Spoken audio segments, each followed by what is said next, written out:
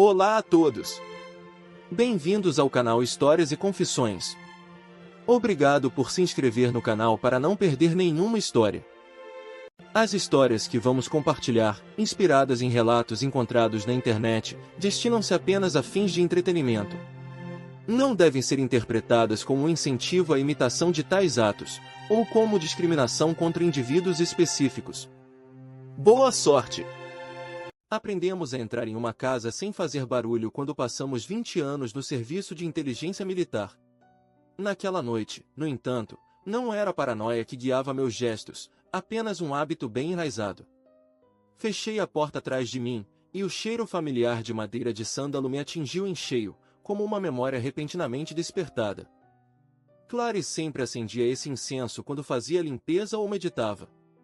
Naquela noite, o aroma estava mais intenso do que o habitual, quase invasivo, como se tivesse queimado um bastão inteiro de uma só vez. A casa estava calma. Calma demais.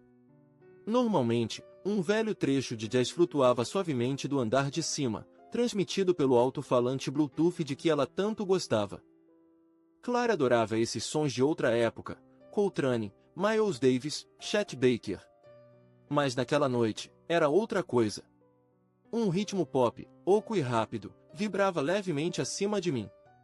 Algo que se ouve em um clube mais do que em uma casa. Foi meu primeiro sinal de alerta. Deixei minha bolsa no hall com cuidado, certificando-me de não render o piso. Minhas botas ainda estavam cobertas da areia quente do Afeganistão. Não pretendia assustar ninguém. Eu queria apenas surpreender. Essa era a minha ideia. Eles não esperavam me ver antes de amanhã à noite, meu curso de liderança acabará de terminar, com um dia de antecedência. Subi as escadas sem um som, esforçando-me para me misturar à escuridão. No meio do caminho, ouvi-a rir. Essa risada poderosa, teatral, aquela que ela reservava para os outros. Não para mim. Uma risada destinada a agradar, a seduzir.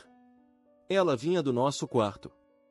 E então sua voz, leve, despretensiosa e cruel. Na verdade, é apenas um salário em uniforme. Ele nunca faz perguntas. Eu cuido de tudo, então é fácil. Uma pausa. Não, falando sério. Assim que o divórcio militar for pronunciado, eu receberá metade da pensão dele. E provavelmente também as crianças. É assim que funciona nos tribunais. Não estou preocupada. Fiquei paralisado, gelado. Silêncio. E então, ela riu novamente. Uma risada baixa, satisfeita, quase cúmplice. É isso aí, Greg, você finalmente vai ter sua noite de pijama. Não precisa mais se esconder. Não me movi. Não fiz nenhum barulho. Fiquei ali, imóvel, um pé no último degrau, os olhos fixos na porta entreaberta do nosso quarto, sempre deixada assim quando ela se achava sozinha. Um salário e um uniforme. A metade da minha pensão. As crianças. Greg. O calor subiu à minha garganta como uma chama que eu tive que engolir à força. Minha mão agarrou-se à mão corrente, tão forte que minhas articulações empalideceram. Não foi por raiva que minha mão se apertou na corrente.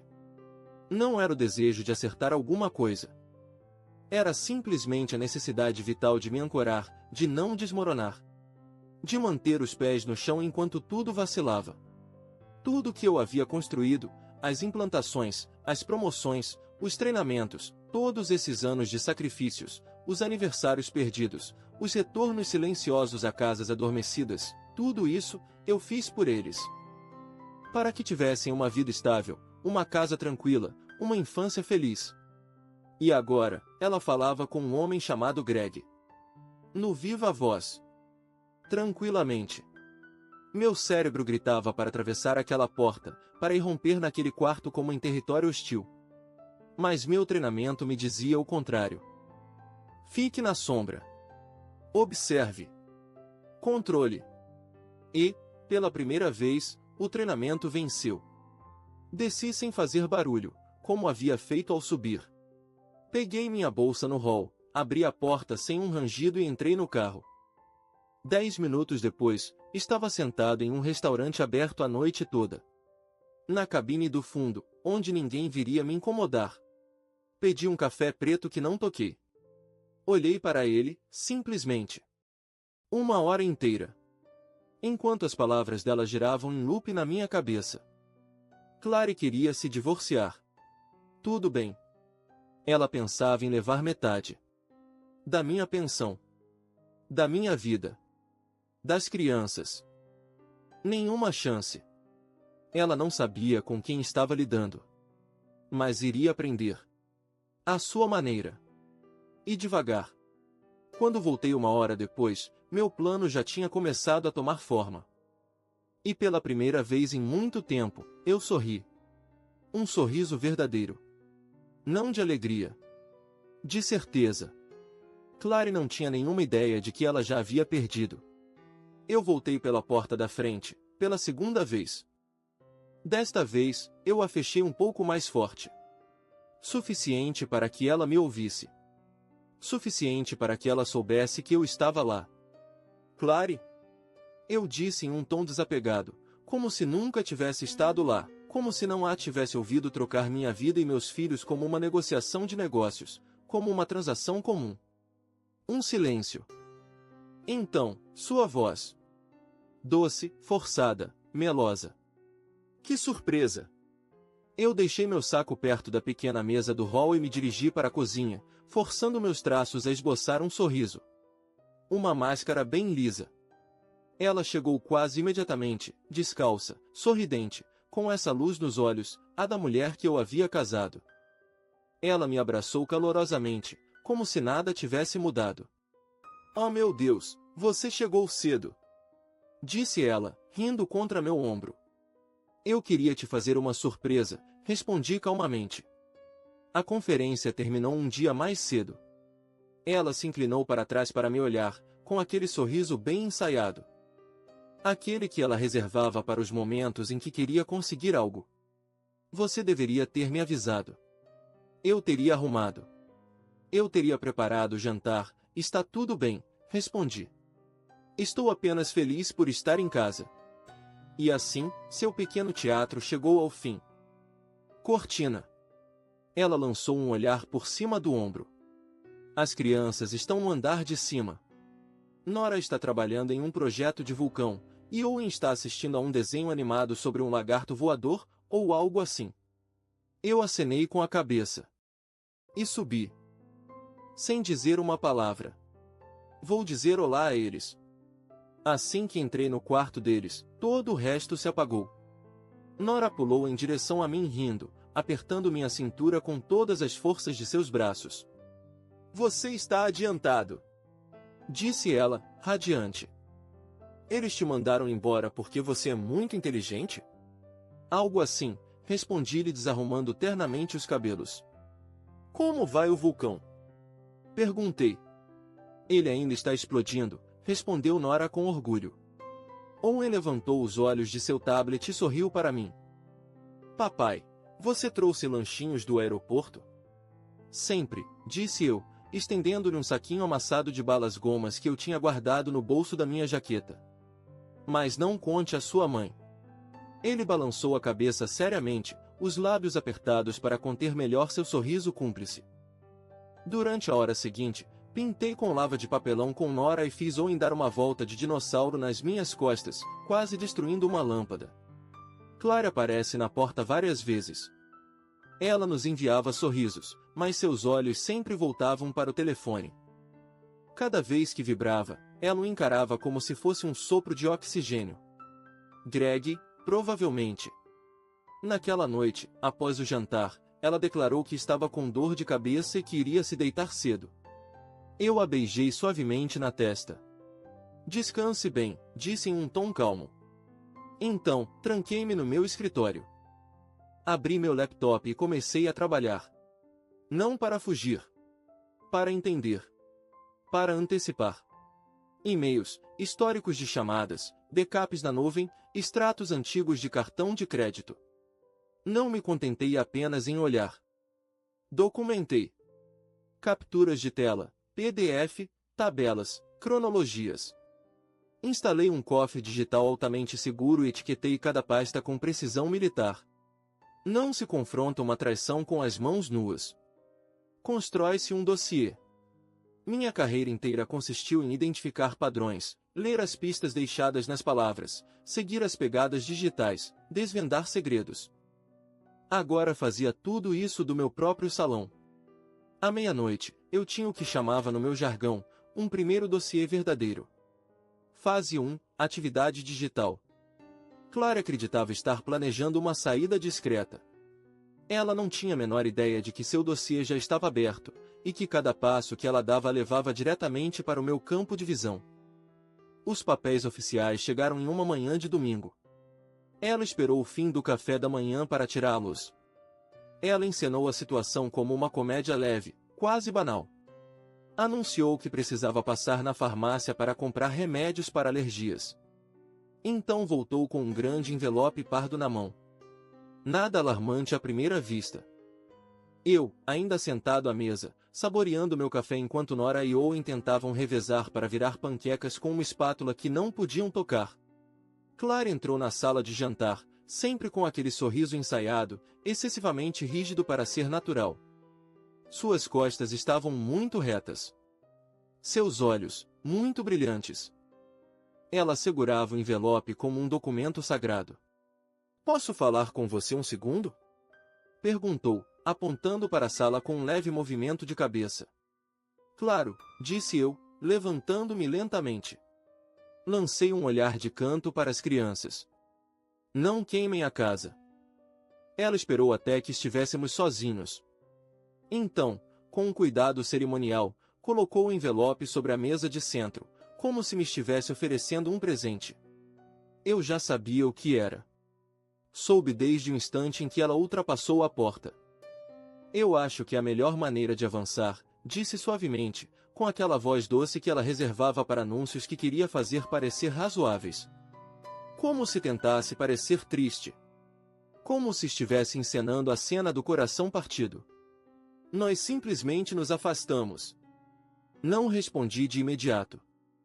Abri o envelope, tirei a pilha de folhas e li a primeira linha: pedido de dissolução do casamento, procedimento simplificado. Jargão jurídico, impessoal, neutro. Nada pessoal, de fato. Apenas o lento desmantelamento administrativo de 15 anos de vida em comum. Um fim limpo, organizado, sem alarde. Ela provavelmente esperava uma reação. Que eu entre em pânico, que eu gritasse, que eu suplicasse talvez.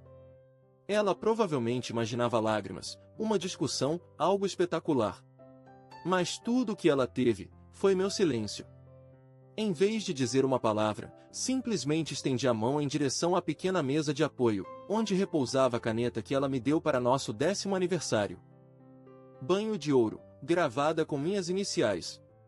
Eu sempre a mantive limpa, polida, como um pequeno ritual. Um símbolo. Eu a desrosqueei lentamente, calmamente.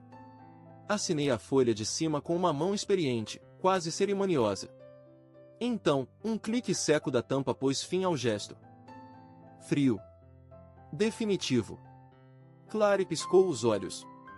É tudo?" Eu assenti com a cabeça. "É tudo." Ela não esperava por isso. Não tão calmo. Sua boca contraiu, hesitante. Por um momento, ela não soube se devia sorrir, franzir a testa ou gritar. "Quero dizer, pensei que talvez tivéssemos uma conversa de verdade sobre isso", disse ela. "Você disse o que tinha a dizer", respondi simplesmente. "Eu apenas estou tornando as coisas mais fáceis." O olhar dela endureceu por uma fração de segundo. "Você sabe que eu vou levar o que me pertence, não é?" Disparou ela. "A casa. A metade da sua pensão. A guarda principal. É assim que funciona." Eu assenti novamente. "Claro." E foi então que ela começou a se tensionar. Não era a minha raiva que a incomodava, porque não havia raiva. Era a minha calma. Minha recusa em me opor. Como se ela tivesse subido a um ringue diante de um adversário que não tinha a mínima intenção de lutar, porque já havia ganho a batalha. Ela não sabia que eu passei os últimos 10 dias limpando o campo de batalha. Ela ignorava que meus ativos haviam sido transferidos, legalmente, para um trust privado gerido por um fiduciário. Que eu havia aberto uma conta separada no Texas e redirecionado a maior parte das minhas economias para uma nova empresa. Que o carro não estava mais em meu nome.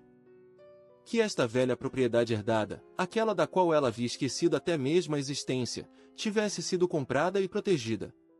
Na informação, aprende-se rapidamente que a reação mais barulhenta é também a mais vulnerável. Que a verdadeira defesa se constrói no silêncio. Nessa noite, enquanto ela tomava um banho navegando pelo Pinterest, com as pernas na espuma como se tivesse realizado algo, eu estava sentado no meu escritório. Eu estava arquivando. Baixava fotos, capturas de tela, metadados. Eu separava o que não tinha importância, destacava o que tinha. 2 depoimentos foram redigidos, um anônimo, o outro assinado. Oficiais. Irrepreensíveis. Clary havia declarado guerra. O que ela ignorava era que eu já havia disparado o primeiro tiro. Tirei 2 semanas de licença pessoal. No comando, mencionei a necessidade de respirar antes de iniciar os procedimentos oficiais. Ninguém fez perguntas. A vida militar conhece esse tipo de silêncio e o respeita. Mas eu não passei meus dias na praia. Não reencontrei velhos amigos em torno de uma cerveja. Não. Eu tracei as linhas da minha contraofensiva. O primeiro dia foi para Greg. Gregory Steven Merritt. Corretores imobiliários. Propriedades de alto padrão. Proprietário de uma agência com um nome cativante em Arlington. Uma vitrine online composta por Rolex bem enquadradas, coquetéis em telhados iluminados, sorrisos de clientes dignos de propagandas. Um homem que confundia carisma e superficialidade. Eu extraí seus arquivos financeiros das bases de dados públicas. Verifiquei suas declarações fiscais, suas queixas junto ao escritório de regulação. Rastreei suas empresas, suas contas. Fiz cruzamentos. Tudo deixava uma pista, especialmente os homens que se acham brilhantes demais para se proteger. Dia 2. Eu estava sentado em um carro discreto, estacionado a poucos passos de sua agência. Eram 11h40 quando ele saiu. E eu a vi. Clary. Ela usava um longo e elegante casaco, mas sem seu anel de casamento. Ela o encontrou em um beco, longe dos olhares. Nenhuma palavra. Apenas um olhar. E aquele sorriso que ela havia perdido há muito tempo comigo. Mas não foi esse momento que mais me marcou. Foi a facilidade. A naturalidade. Como se fizessem isso desde sempre. Ele a beijou como se beija alguém que já se conhece de cor. Sem hesitação, sem contenção. Não era a primeira vez. Era um hábito. No 3º dia, passei as fotos por um aplicativo de datação. Geolocalizei precisamente o caminho. Tudo concordava. Em seguida, recuperei os registros telefônicos. Meu número. O número dela. O número dele. Dezena de chamadas tarde da noite, espalhadas pelos últimos 6 meses. Muitas feitas enquanto eu estava em missão. Mas Greg não era o único. Naquela sexta-feira, tomei um café com um antigo colega de Quântico, um marine que se tornará detetive particular. Trocamos algumas histórias dos nossos tempos passados enquanto tomávamos um café preto e amargo. Então ele me fez um favor. Verificações completas. Assinaturas em academias. Histórico de compras. Atividade digital. Tudo que tinha ligação com Clary. E os nomes começaram a aparecer. 2 outros homens. Um personal trainer, que ela supostamente tinha consultado para fortalecer seu tronco após o nascimento de Owen. Um chefe privado, contratado para nosso aniversário de casamento em 2019. Os 2 tinham fotos com ela, tiradas em lugares onde não deveriam estar. Ângulos íntimos. Sorrisos muito próximos. Mas a verdadeira surpresa veio de um jogador de beisebol da Liga Menor. Esse era antigo. Muito antigo. Eles se conheceram em um leilão de caridade. Um evento que eu tinha financiado. Que ela tinha coordenado. Eu me afastei, como sempre, para apoiá-la. Para colocá-la em destaque. E ela encontrou sua sombra em outro lugar. Senti-me fisicamente doente ao pensar em quanto tempo isso durou.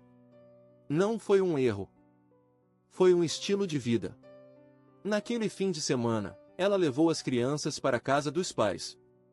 Oficialmente, para ter um pouco de espaço. Na realidade, ela me deixou sozinho na casa. E eu aproveitei. Não com água sanitária. Com informações. Vasculhei cada gaveta, cada caixa de correio, cada pasta esquecida. Escaneei seus antigos discos rígidos, seus backups na nuvem. E encontrei uma pasta inteira de fotos de uma viagem de esqui, datada de 2021. Naquela semana, ela me jurou estar no spa com sua irmã. Eu estava em uma missão, desdobrado na Alemanha. Ela estava na verdade nas montanhas com Greg. As fotos a mostravam sorridente, relaxada, cúmplice. O mesmo sorriso que ela me ofereceu por videoconferência, naquela semana, logo antes de desligar. Quanto mais encontrava, menos sentia. A raiva derrete diante dos dados. O ressentimento se apaga na rigidez da documentação. Não era mais um casamento. Era uma missão. Classifiquei tudo: infidelidade emocional, negligência financeira, fatores de risco relacionados à guarda, e incerteza paternal. Esse último me assombrava. Eu não conseguia afastar uma frase que Owen havia pronunciado alguns meses antes. Mamãe diz que eu tenho o nariz do Greg. Na época, eu ri. Agora, essa risada me parecia distante. Fria. Decidi, portanto, saber. Não por vingança. Por necessidade. Numa terça-feira de manhã, enquanto Clary deixava as crianças na escola, eu troquei discretamente suas escovas de dentes. Uma de cada. Coloquei tudo em sacos selados, etiquetados e datados. E enviei tudo para um laboratório especializado. Pagamento extra para um tratamento rápido. 3 dias úteis. Enquanto isso, continuei meu trabalho. Acompanhei os movimentos de Clary. Seus deslocamentos. Seus compromissos. Seus eventos voluntários. Ela era ou negligente ou confiante. Sem dúvida, as duas coisas. Talvez ela ainda acreditasse que eu era apenas aquele marido discreto e cansado, aquele que fechava os olhos. Aquele que confiava. Mas esta casa se tornava cada dia mais fria. Cada página que eu adicionava ao dossiê, cada foto, cada mensagem datada, me afastava um pouco mais. Não era mais uma casa. Era uma cena. Eu não era mais o marido. Eu me tornara o analista. E estava quase pronto para entregar o relatório. O e-mail chegou numa quinta-feira. Assunto: resultados confidenciais de paternidade ADN anexados. Eu fiquei olhando para ele por um longo minuto, sem me mover. Meu coração não batia mais rápido. Minhas mãos não tremiam. Eu não sentia angústia nem pânico. Apenas uma estranha imobilidade. Como se o próprio tempo tivesse entrado em espera. Cliquei. O documento se abriu com os cabeçalhos habituais, os logotipos do laboratório, as cláusulas de isenção de responsabilidade em letras pequenas. Então as palavras apareceram. Aquelas que eu temia. Aquelas que eu esperava. Aqueles para os quais eu ainda não estava preparado. Probabilidade de paternidade, 0%. Sujeito Nora, excluído. Sujeito Owen, excluído. Eu li novamente. Mais uma vez. Mais uma vez. Mesmo resultado. Nenhuma das duas crianças era biologicamente minha. O silêncio no meu escritório era quase sobrenatural. Mesmo o leve zumbido do ventilador sobre a mesa parecia ter desaparecido. Eu me deixei cair na minha cadeira, os olhos fixos na tela. O cursor piscava na parte inferior do documento, como se estivesse esperando que eu digitasse uma resposta. Que eu dissesse algo. Que eu reagisse. Mas eu não conseguia me mover.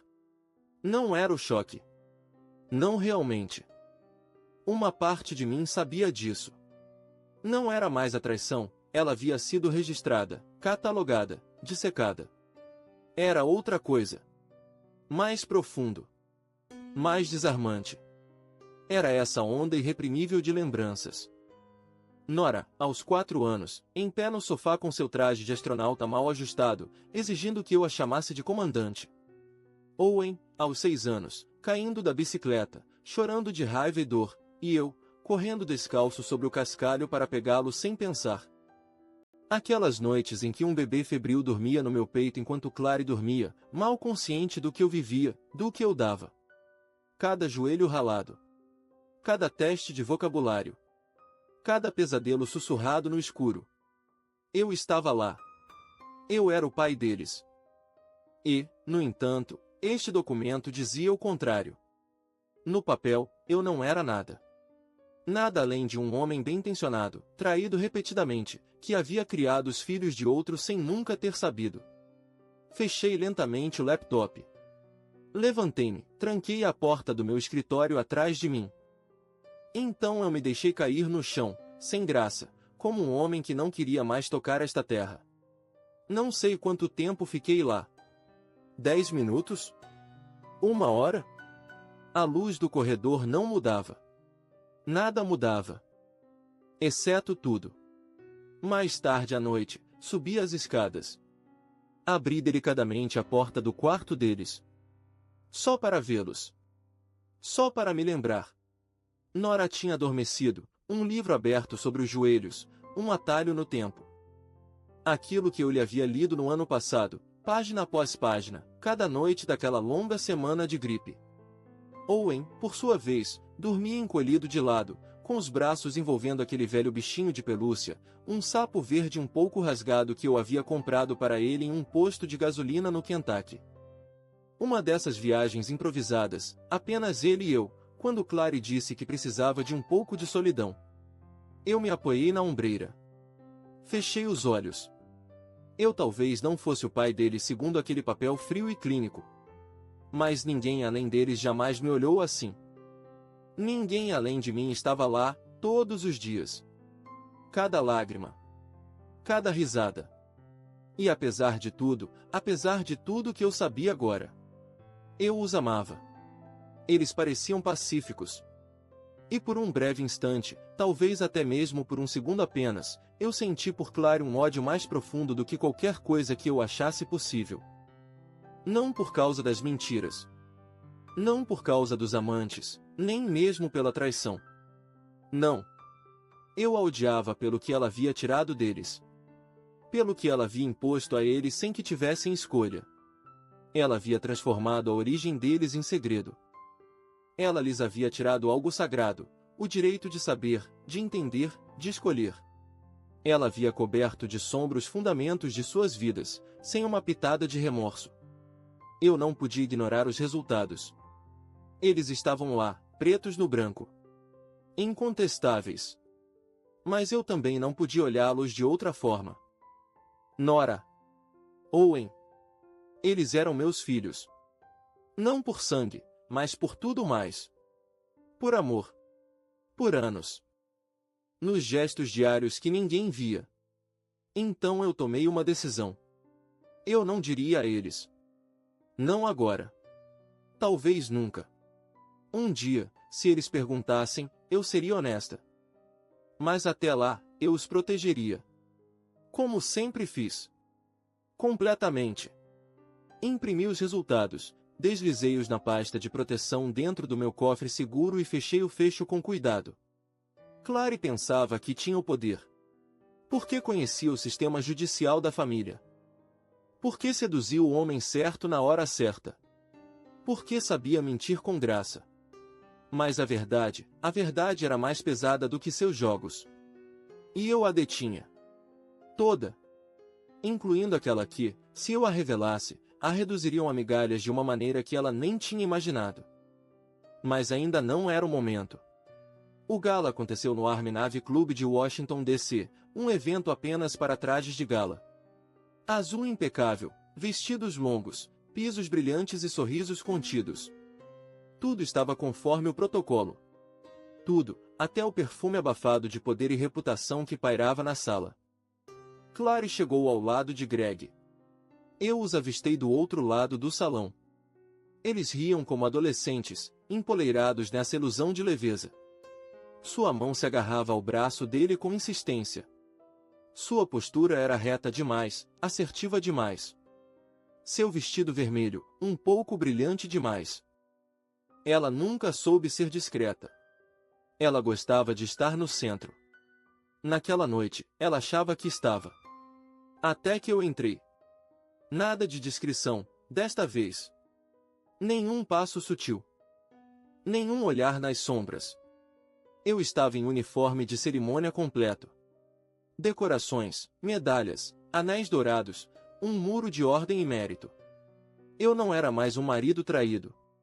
Eu era a encarnação viva de uma carreira impecável. Um lembrete visual de que certos homens se constroem sem mentiras. As conversas se interromperam brevemente. Os olhares se voltaram. Os ombros se ergueram. E Clary? Clary levantou os olhos justo na hora em que levava uma taça de champanhe aos lábios. Sua respiração parou abruptamente. Ela quase se engasgou. Eu sorri. O coronel encarregado do evento abriu caminho pela multidão para me cumprimentar. Troca de gentilezas, algumas palavras sobre minha última designação, um aceno de cabeça agradecido.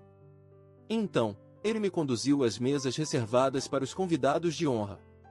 Clary e Greg estavam sentados bem no fundo. Bem ao lado de alguns oficiais superiores e de seus cônjuges, pessoas que liam os rostos como se lê um mapa tático. E eles me viram se aproximar. Perfeito. Meti uma mão no bolso interno do meu casaco, lentamente, com a precisão de um homem que sabe exatamente o que está fazendo. Tirei de lá um envelope grosso, cor de creme. Na frente, em letras maiúsculas nítidas, podia-se ler, Claire R. Thomas. Abaixo, duas palavras, pessoal e confidencial. Atravessando a sala com calma e confiança, minha silhueta chamava a atenção. Quando cheguei à mesa deles, coloquei o envelope diante dela, sem uma palavra, com uma delicadeza quase irônica. Claire abaixou os olhos para o objeto, depois levantou o olhar para mim, com o rosto tenso. O que é isso? Perguntou ela, um sorriso tenso grudado em seus lábios. Inclinei-me ligeiramente em direção a ela e Greg. Apenas o suficiente para que ninguém mais ouvisse. Considere isso como uma cortesia que você nunca me mostrou. Greg, curioso, estendeu a mão em direção ao envelope. Ele começou a desdobrá-lo, mas Clary rapidamente colocou a mão sobre a dele. Não agora, murmurou ela, com a voz rígida, quase sufocada. Tarde demais. Greg já tinha puxado parcialmente os papéis. E lá, bem em evidência, estava o título em negrito, resultados finais do teste de paternidade. Ele parou abruptamente. Que diabos é isso? Exclamou ele, paralisado. Clary empalideceu ao ver o que ele segurava. A mão dela tremia levemente. Greg virou rapidamente a página. Seus olhos correram pelas linhas, cada vez mais rápidos, truncados. Então ele parou. Se congelou. 0%, sibilou ele. Ele se virou lentamente para ela. Você disse que eram dele. Clary abriu a boca, mas nenhum som saiu. Você me disse que as crianças eram dele. Que isso não mudaria nada. Que tornaria o divórcio mais limpo. Uma onda de silêncio se espalhou de sua mesa. Como uma onda de choque. A mulher do coronel interrompeu sua frase. Ela olhava fixamente para Greg, atônita. Em uma mesa próxima, alguém se inclinou para outro e murmurou algo, os olhos fixos em Clary. Greg levantou-se de repente, a cadeira rangendo contra o piso brilhante. Seu rosto estava vermelho, tenso de uma raiva contida. Você mentiu para mim, disparou ele, alto o suficiente para que várias cabeças se virassem. Você me fez pensar que eu era um figurante. Que eu estava ali apenas para o cenário. Greg, sente-se, tentou Clary, Sua voz agora mal um sussurro. Mas ele já se afastava, o envelope ainda na mão, ignorando seu chamado como se fosse um mau hábito. Clary ficou ali, sozinha. Ela tentou recompor seu sorriso, ajustar os ombros, ignorar os olhares que se detinham, os murmúrios que serpenteavam como fendas em um espelho. Mas era tarde demais. O momento estava quebrado. Eu virei as costas e caminhei tranquilamente em direção às portas, as mãos firmes, as costas eretas. Antes de sair, eu me virei uma última vez. Clary estava sentada sozinha. Seu prato estava intacto. Seu rosto impassível como uma máscara fixada na cera. Mas seu guardanapo, esse estava amassado em seu punho. Uma tempestade em um pedaço de tecido. Ela acreditava que controlaria a narrativa. Que entraria naquela sala como uma nova versão de si mesma, radiante e conquistadora, triunfante ao lado de seu próximo troféu. Mas eu havia reescrito o final. E me certifiquei de que todos o lessem. Um envelope. 3 páginas. Não foram necessárias mais palavras para que seu triunfo se dissolvesse lentamente, em público, sob o peso esmagador da verdade. No dia seguinte, fui buscar as crianças na escola. Normalmente esse era o dia dela. Sua tarde. Mas naquela manhã, eu tinha lhe enviado uma mensagem simples, clara.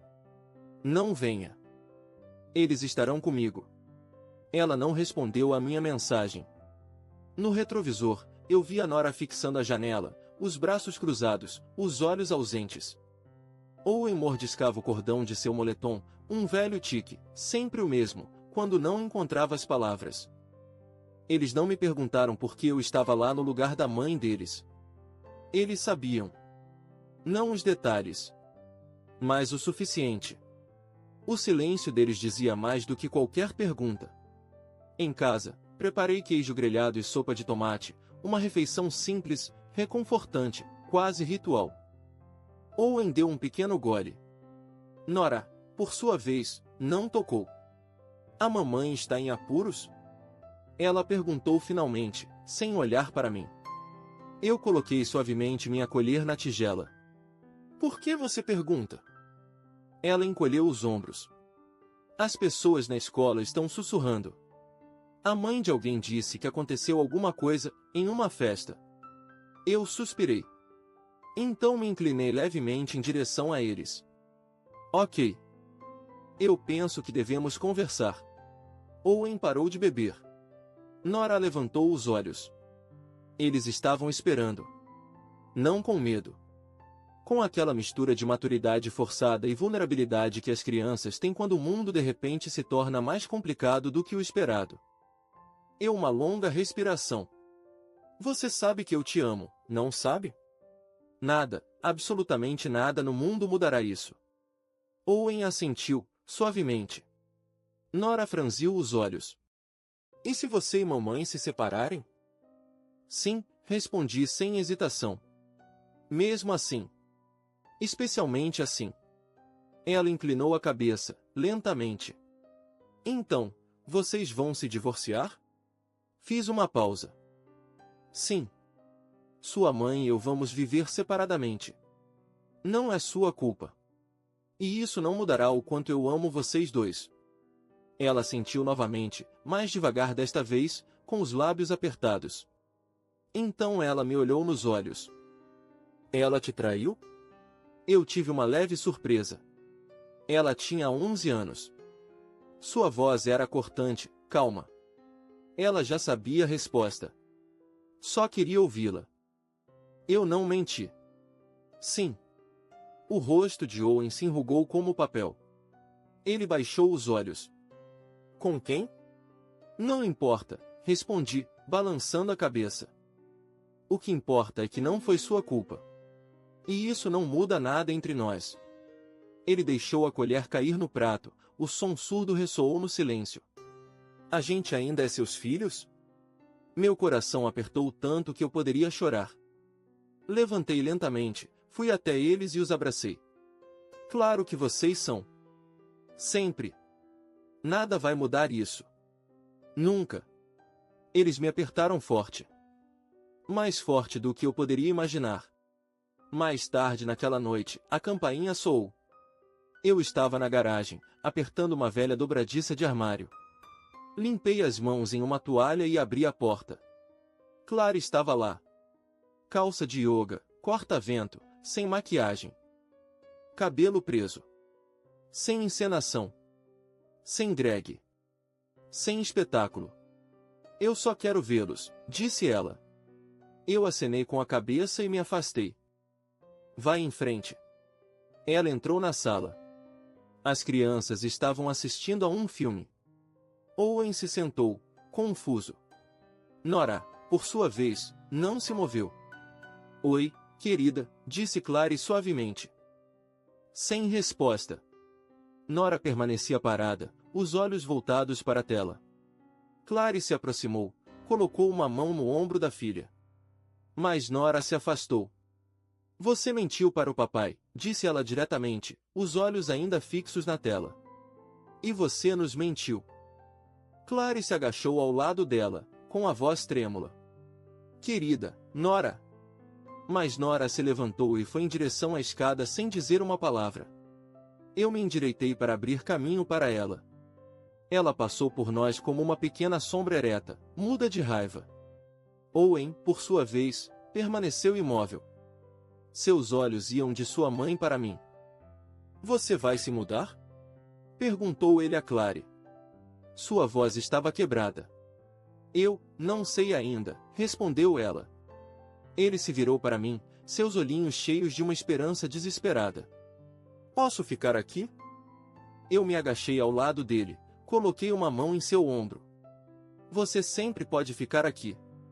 Você está em casa. Clary se levantou lentamente, os braços caindo ao longo do corpo. Ela nos olhou a ambos. Não acabou, disse ela. Mas na verdade, ela já sabia que sim. Não fui eu quem a rejeitou. Foram eles. Eu me endireitei.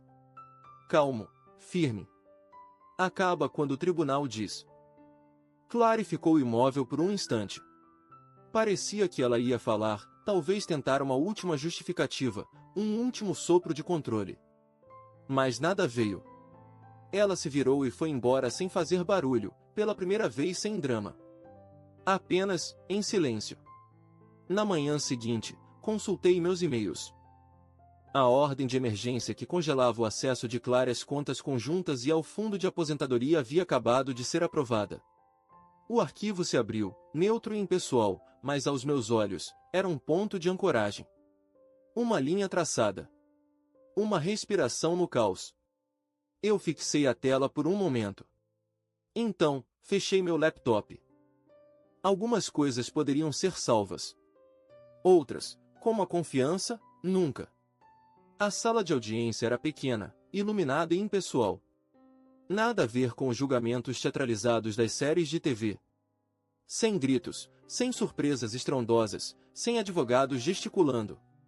Apenas madeira polida, algumas pranchetas, e o tic-tac monótono do relógio suspenso acima do banco do juiz. Clary estava sentada do outro lado do corredor. Blazer azul marinho, cabelo preso, postura rígida.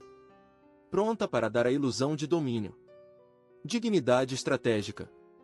Ela se vestira como para uma entrevista de emprego. Greg não estava lá. Não fiquei surpreso.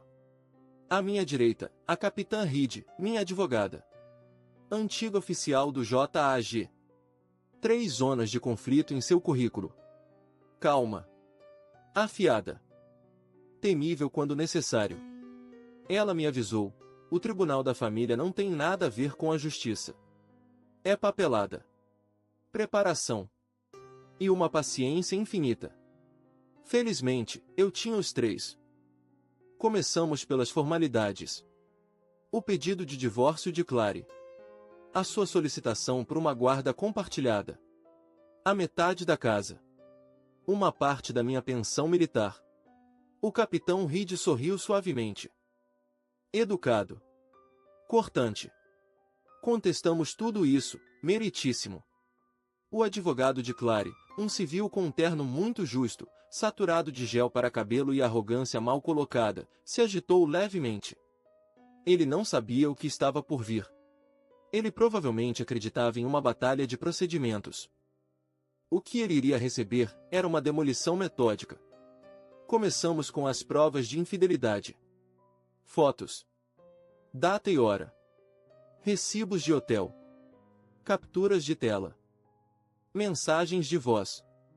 Sua voz clara e suave no alto-falante, com Greg. Cada peça documentada, classificada, numerada. O juiz levantou uma sobrancelha, mas permaneceu impassível.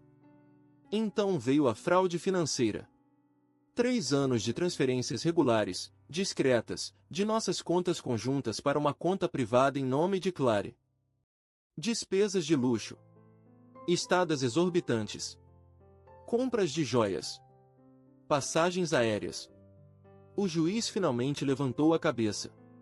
Essas transações não constam na declaração financeira de sua cliente, observou ele. O advogado de Clary limpou a garganta, visivelmente pego de surpresa. Nós não estávamos cientes dessas transferências em particular. O capitão Reed não piscou nenhuma vez. Nós, sim.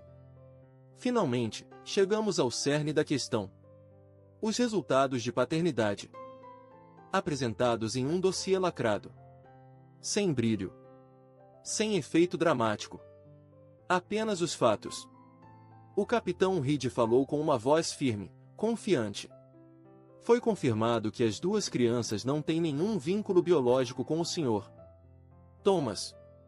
Apesar disso, ele os criou. Plenamente. Com constância. Sem nunca impor condições. E continua a fazê-lo.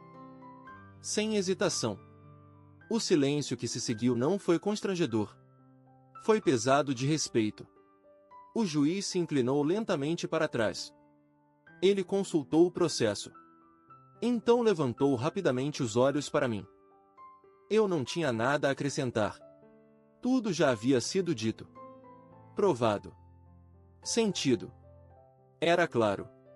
Não se tratava mais de uma questão de ruptura. Tratava-se de uma questão de verdade. O juiz me olhou nos olhos. E você está pedindo a guarda total? Sim, senhor, respondi, com a voz calma. São meus filhos, não importa o que o teste diga. A cabeça de Clary estremeceu levemente ao ouvir essas palavras. Sua boca se abriu, depois se fechou sem um som. Nada naquele momento era para ela. Nem mesmo a surpresa. À medida que as provas eram apresentadas, as referências de caráter, os boletins escolares, uma declaração notarial do professor de Owen sobre sua estabilidade desde que passou a viver em tempo integral comigo, a sala de audiência parecia cada vez mais um deslizamento de terra silencioso, inevitável. E essa avalanche ia na minha direção. Clary não me olhou. Nem uma única vez. Depois da pausa para o almoço, o juiz voltou, os dossiês organizados, seus óculos colocados à sua frente. E ele leu. Não foi apertado. A guarda física principal me foi concedida. A casa permaneceu em meu nome. A pensão alimentícia para os filhos foi cancelada, a meu próprio pedido. O pedido de pensão alimentícia de Clary foi rejeitado, categoricamente. Seu acesso a todos os ativos conjuntos, incluindo os fundos de aposentadoria, foi revogado definitivamente. Quando o juiz fechou seu dossiê e deixou o banco, Clary parecia ter perdido todo o ar de seus pulmões. Ela não estava chorando. Não estava gritando. Ela parecia simplesmente esvaziada. Do lado de fora, perto do estacionamento, ela me alcançou. Seu passo não tinha mais o ímpeto do desafio, apenas o cansaço. Ela não estava com raiva. Não desta vez. Ela estava pálida. Frágil. Atônita. Você me destruiu, disse ela, a voz baixa, quase como uma confissão. Eu me virei lentamente, olhei-a nos olhos. Não, disse eu. Você mesma se destruiu. Ela piscou, vacilante. Eu só acendi a luz. Então eu me virei e fui embora. E desta vez, ela não me seguiu. 3 meses se passaram. O verão deu lugar ao outono. Em Arlington, as folhas passaram do verde ao cobre, e depois a esse vermelho profundo que só se vê alguns dias por ano.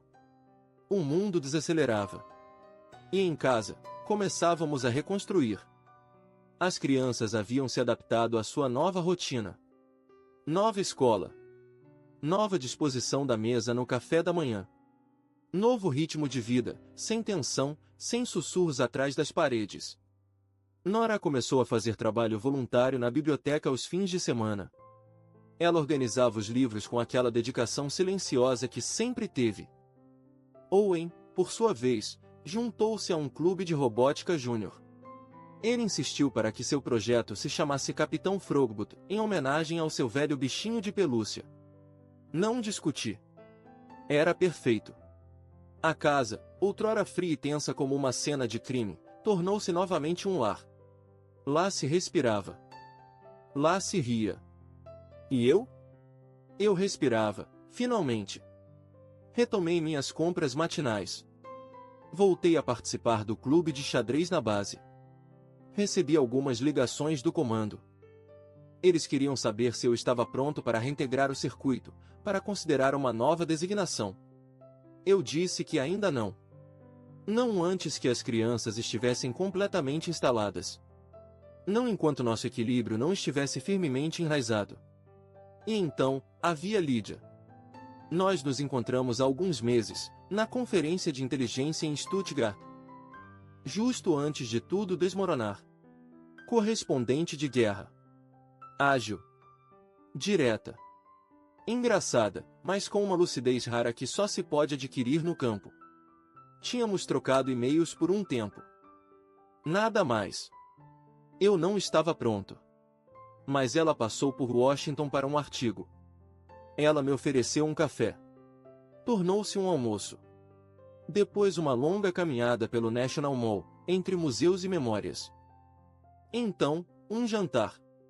Não em um grande restaurante. Apenas ela, eu e 2 taças de vinho compartilhadas sem tensões ou filtros. 2 vozes calmas. 2 histórias marcadas pela poeira e pela verdade. Nenhuma necessidade de explicar. Nenhuma necessidade de corrigir. E pela primeira vez em muito tempo, eu não estava em uma investigação. Eu estava apenas ali. Presente. Verdadeiro. Livre. As crianças foram se apegando a Lídia aos poucos. Nora, a princípio, manteve suas distâncias, cautelosa, observadora. Mas Lídia não se aproximou dela como se aborda uma criança frágil. Ela fazia perguntas verdadeiras, nunca adotava esse tom doce e condescendente que os adultos usam quando acreditam que estão fazendo bem. Ela não fazia de conta. E Nora, um dia, se abriu. Não com grandes declarações. Apenas um "você quer que eu te mostre meu caderno de leitura", em voz baixa, ao passar pelo estante. Owen estava mais na defensiva. Mas no dia em que Lídia consertou o Wi-Fi sem a minha ajuda ou um chamado ao provedor, ele a olhou como se ela tivesse saído de um livro de feitiços. Ele a declarou, muito seriamente, bruxa de nível tecnológico avançado. Não era perfeito. Nada é. Mas era real. E isso era o suficiente. Então, em uma terça-feira chuvosa, Clary voltou. Eu tinha acabado de voltar de uma curta viagem de campo. A casa cheirava a restos de lasanha reaquecida, ao plástico molhado das mochilas, às meias encharcadas deixadas na entrada. Nora estava no andar de cima, concentrada em suas lições. Owen tentava programar o Capitão Frogbot para que ele dançasse. O chão da cozinha tremia sob seus pequenos passos robóticos. Quando abria a porta, ela estava lá. Clary. Sem guarda-chuva. Os cabelos encharcados grudados em suas bochechas, a maquiagem desbotada, os traços tensos. Ela parecia mais magra. Cavada. Não era ela mesma. Ou talvez, pela primeira vez, exatamente ela mesma. Eu não sabia para onde ir, disse ela, a voz quase um sussurro. Não a convidei para entrar. Ela deu um passo para trás, se abrigando sob o beiral, os braços cruzados sobre si. Eu perdi o apartamento. Greg foi embora. Minhas contas estão congeladas. Meu crédito arruinado. Não consigo nem alugar um estúdio sem um fiador. Permaneci em silêncio. Ela retomou rapidamente, nervosamente, como se o silêncio estivesse queimando sua pele. Eu não estou pedindo muito. Apenas um lugar para ficar algumas semanas. Ou talvez apenas uma ajuda com o aluguel. Pelas crianças. E pronto. O velho gancho. Mas desta vez, não mordi. Saí, puxando a porta quase fechada atrás de mim, bloqueando o mundo quente da casa atrás das minhas costas. Vou te enviar um mês de aluguel, disse simplesmente. Para que Nora e Owen saibam que você está bem. Depois disso, você está sozinha. Ela piscou, como se eu a tivesse atingido. É só isso? É só isso. Ela baixou os olhos, fixando o concreto entre seus pés. Eu não pensei que você pudesse se tornar tão frio. Eu a olhei, por muito tempo. Você deveria ter prestado mais atenção durante o casamento. Ela estremeceu. Só um pouco. Uma fissura. Depois nada mais. Virei-me, reabri a porta e entrei. Owen olhou para cima. Era mamãe? Eu assenti com a cabeça. Ela está bem.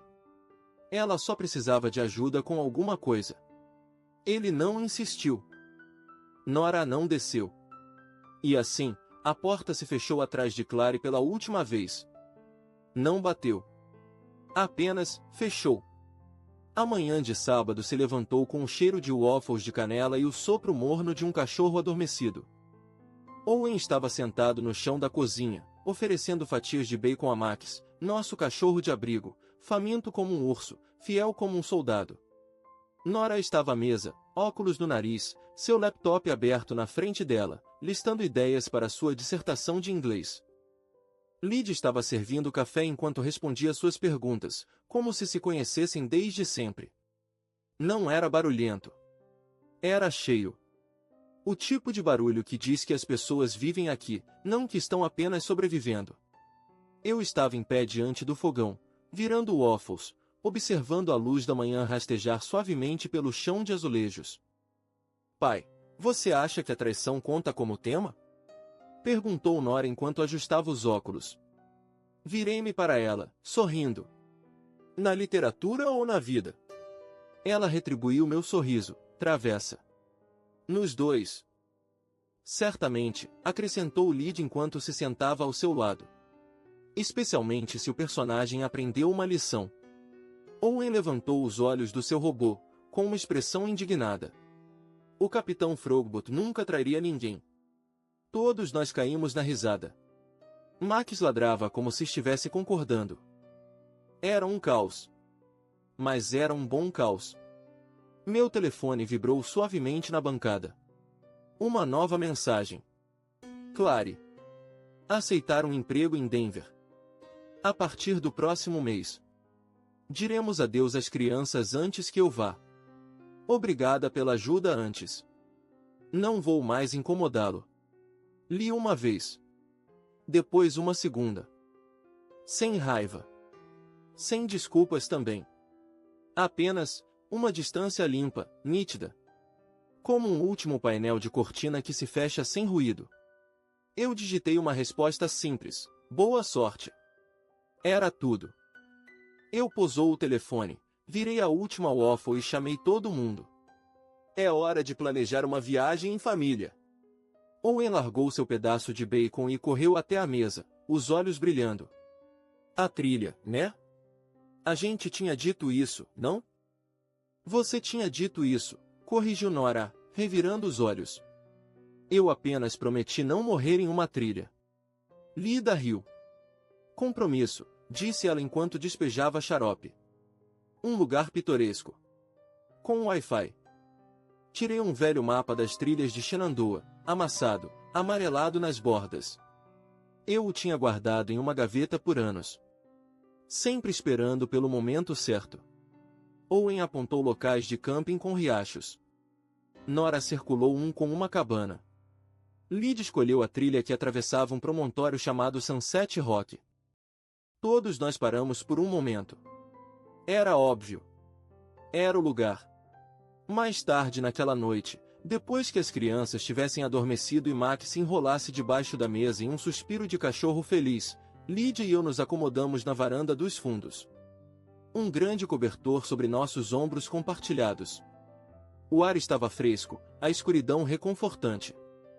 O bairro dormia, embalado pelo sussurro intermitente dos irrigadores e o ululado distante de uma coruja.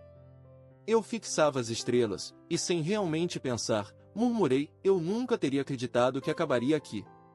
Lydia virou suavemente a cabeça, apoiada no meu ombro. Onde? Aqui. Nos subúrbios. Com waffles, redações para corrigir e um cachorro na cozinha. Fiz uma pausa. Então, em paz. Ela acenou com a cabeça contra mim. Você construiu isso.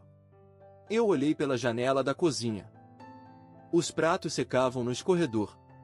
Desenhos de crianças e panfletos escolares pregados na geladeira. Uma cesta de cachorro no canto. Uma caneca esquecida na bancada. Uma vida. Soltei. Eu fiz isso.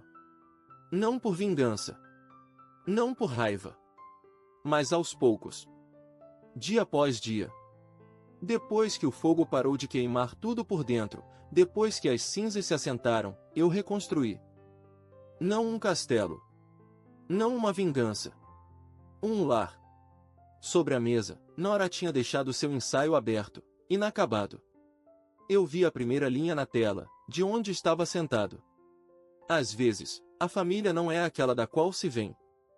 É aquela que se apresenta, fica, e nunca vai embora. Mesmo depois do pior.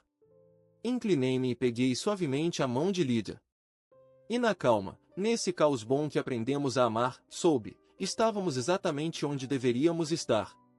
Já não estávamos reconstruindo uma casa quebrada. Estávamos fazendo um novo começo. Não um remendo, não uma tentativa de voltar ao que foi, mas algo completamente diferente, algo verdadeiro. Uma casa com cantos ainda vazios, paredes onde havia espaço para memórias futuras, silêncios que não assustavam. Era lento. Às vezes, desequilibrado. Mas era nosso. E acima de tudo, era vivo.